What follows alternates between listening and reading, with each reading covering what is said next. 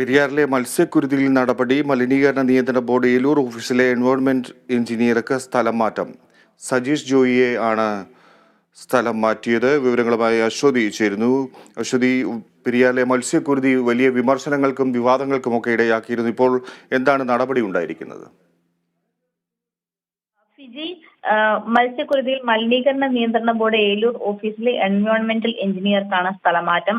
സജീഷ് ജോയിയാണ് സ്ഥലം മാറ്റിയിരിക്കുന്നത്. പകരം റീജിയണൽ ഓഫീസിലെ സീനിയർ എൻവയോൺമെന്റൽ എഞ്ചിനീയറായ ഷിജു എം.എ ഈ സ്ഥാനത്തേക്ക് നിയമിച്ചിരിക്കുകയാണ്.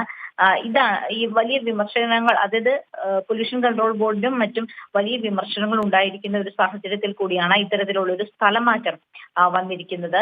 മാത്രമല്ല, ഇന്ന് ചില റിപ്പോർട്ടുകൾ കുഫോസിന്റെ അടക്കമുള്ള റിപ്പോർട്ടുകളും പുറത്തു വരാനുണ്ട്. ഇന്ന് ആ റിപ്പോർട്ടുകൾ സമർപ്പിക്കും എന്നാണ് പ്രതീക്ഷിക്കുന്നത്. ഒപ്പം തന്നെ മലിനീകരണ നിയന്ത്രണ ബോർഡ് നടത്തിയ പരിശോധനയിൽ പുഴയിൽ ഓക്സിജന്റെ അളവ് കുറഞ്ഞതാണ് ഇത്തരത്തിലുള്ള ഒരു പ്രതിസന്ധിക്ക് കാരണം എന്നാണ് റിപ്പോർട്ടിൽ പുറത്തുവരുന്ന വിശദാംശങ്ങൾ. ഈ റിപ്പോർട്ടിൽ അങ്ങനെയാണ് സൂചിപ്പിച്ചിരിക്കുന്നത്. ജൈവ മാലിന്യങ്ങൾ അഴുകിയ വെള്ളത്തിൽ അലിഞ്ഞു എന്നാണ് ഈ റിപ്പോർട്ടിന്റെ പരാമർശം എന്നും പുറത്തുവരുന്ന വാർത്തകളുണ്ട്. അതായത് ജൈവ മാലിന്യമാണ് ഇത്തരത്തിലുള്ള പ്രശ്നങ്ങൾ ഉണ്ടാക്കിയത്. അത് അഴുകിയതാണ് പ്രശ്നം. pH വാല്യൂവിൽ മാറ്റമില്ല. അത് 6.5 മുതൽ 7 വരെ pH വാല്യൂ ഉണ്ട് എന്നതാണ് പറയുന്നത്. രാസമാലിന്യം കലർന്നാലാണ് pH വാല്യൂവിൽ വ്യത്യാസം വരിക. പക്ഷേ ഇത് ജൈവ മാലിന്യം അഴുകിയതാണ് ഈ പ്രശ്നമുണ്ടായത് എന്നും ഈ മലിനീകരണ നിയന്ത്രണ ബോർഡിന്റെ റിപ്പോർട്ട് സൂചിപ്പിക്കുന്നുണ്ട്. അത്തരത്തിലുള്ള സൂചനകളാണ് പുറത്തേക്ക് വരുന്നത്.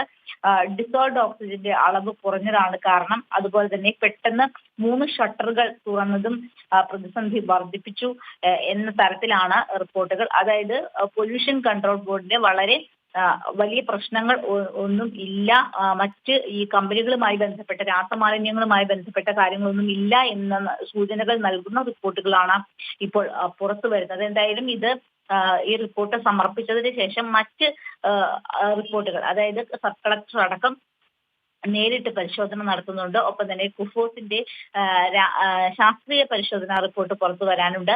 ഇതിനെ എല്ലാം അടിസ്ഥാനപ്പെടുത്തിയായിരിക്കും ഒരു തീരുമാനം, ഒരു നിഗമനം ഉണ്ടാവുക. ഫിജി. ശരി അശ്വതി.